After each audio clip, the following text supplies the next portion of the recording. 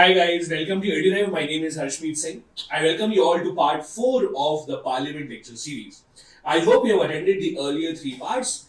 In part number 4 today we will be talking about the membership of the Parliament, what are the qualifications required to become a member of the Parliament, and we will also talk about the disqualification. How is it and under what circumstances can a Parliament's member be disqualified from his or her position? Without waiting any further, let's begin today's class. Now, the Constitution of India gives certain qualifications required to be a member of Parliament. And then it leaves it upon the Parliament to add on more qualifications that the Parliament wants.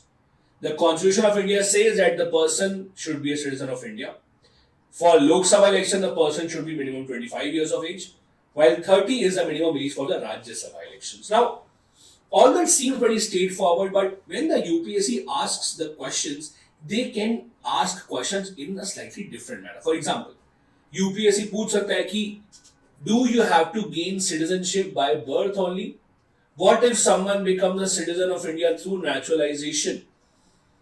क्या वो MP बन सकता है? What if a person becomes a citizen of India through descent or through registration? क्या इन सब चीजों से if someone becomes a citizen of India, can they still become member of parliament? And this kind of statement confuses the aspirants, and that is why you need to understand. Don't make yourself a victim of UPSC strategy to confuse you. It's very straightforward, simple. You should be a citizen of India, full stop. Now, how do you become a citizen of India? Using what method does not matter. As long as you are a citizen of India, by any method, yes, you are eligible to contest the elections for the Parliament of India. As I said, the Constitution then says that the Parliament can add on additional qualification, and thus the Parliament has passed an act called the RPA, Representation of People Act, 1951. Now, as you know, Representation of People Act, by this name we have two different acts. One is 1950 and one is 1951.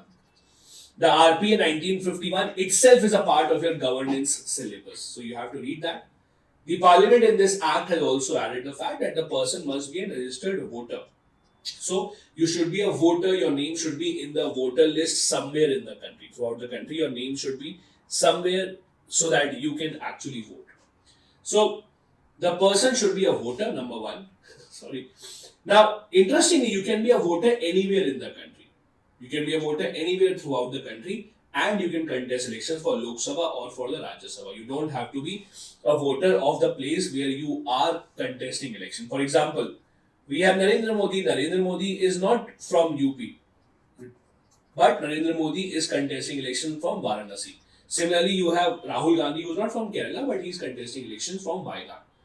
And that is true for both the houses. Earlier, it was true for Lok Sabha only, but since 2003, the rule has been changed.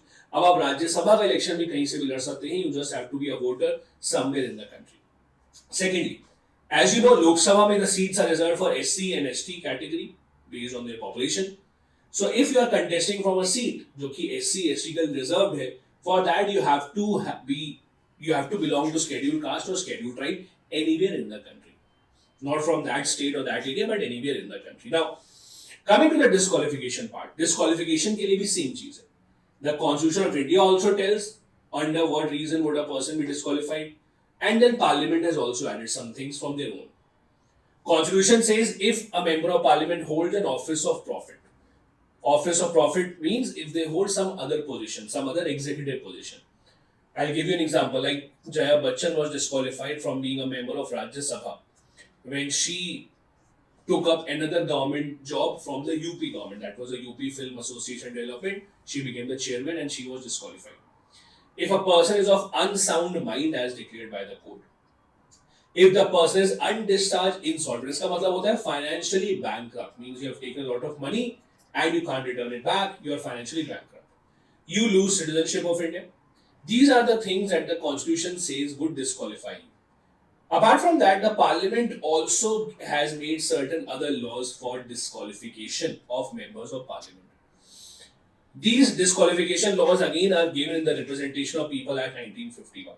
For example, if the person is held guilty of corruption in elections. Second, if the person is imprisoned for 2 years or more. Now, this is very interesting.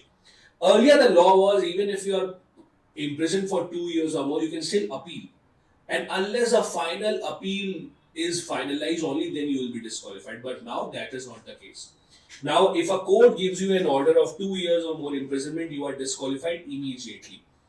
Even if a lower court gives that order, you will be disqualified immediately. This was clarified by the Supreme Court in the famous Lily Thomas case of 2013. And you are not just disqualified for the number of years in jail, you are disqualified for the number of years in jail plus 6 more years. You cannot fight elections like Lalu Prasad Yadav. So if the court sends you to jail for 4 years, you cannot fight election for 10 years total. Next, if you don't file election expenses, then you will be disqualified. If you hold an office of profit in any government corporation where government has at least 25% stake, or you are punished for social crimes such as sati and untouchability. For all these disqualifications, the one that we read on the previous slide and here, for all these disqualifications for members of parliament, the disqualification decision is taken by the President of India. He will be getting his advice from the Election Commission of India and he will take the final order. This is extremely important to remember. Why? Because there is one other way in which a member of parliament is disqualified. That is the anti-defection law. Defection simply means changing your party. Now, the problem with this is, in the past, there have been many members of parliament who have changed their parties. For example, we have the BJP as a ruling party right now. What if 100 members of BJP all of a sudden say we are joining the Congress? The government will fall down and they can keep on changing their party for whatever reason. That brings instability to the entire political system.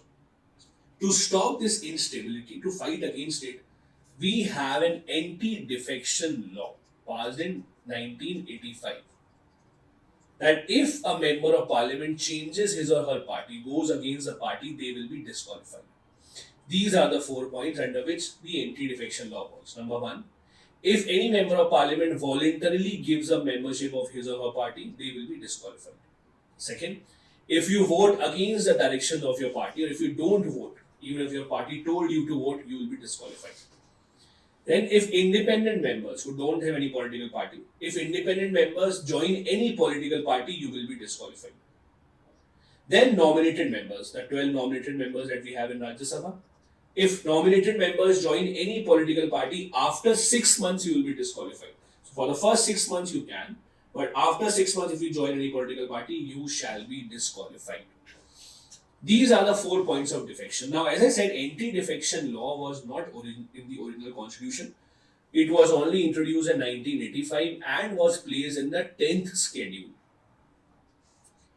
The important thing here is, for anti-defection law, the decision about disqualification is not taken by the President of India. It is taken by the presiding officer of the House. That is, in case of Lok Sabha, it is the Speaker. In case of Rajya Sabha, it is the Chairperson.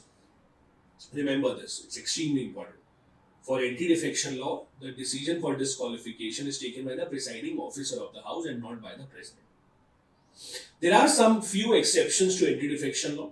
For example, if, let's say, a political party has 90 members in the Lok Sabha, out of the total members of parliament of a political party, if at least two-thirds members together say that we are leaving the party and joining some other party, then they will not be disqualified. So this first point has this exception, that if at least two-thirds members of a party together leave the party, they will not be disqualified.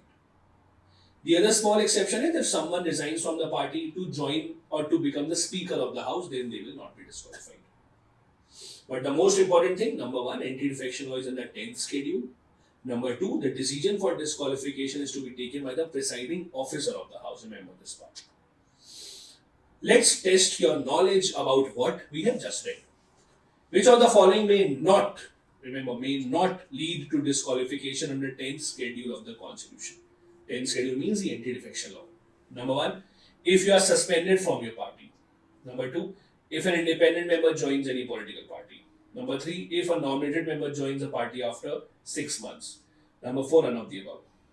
If you think hard about it, you will get to know it is the first point. See, if your party throws you out, then you are not disqualified from a membership of parliament. If you resign from your party, then you will be disqualified from parliament. So you can't resign, your party can throw you out. If you resign, then you will be disqualified from membership of parliament. If your party says now you are not a part of BJP, then you will still remain in the parliament. Okay. Thank you so much for watching the video. I'll see you soon in the next class.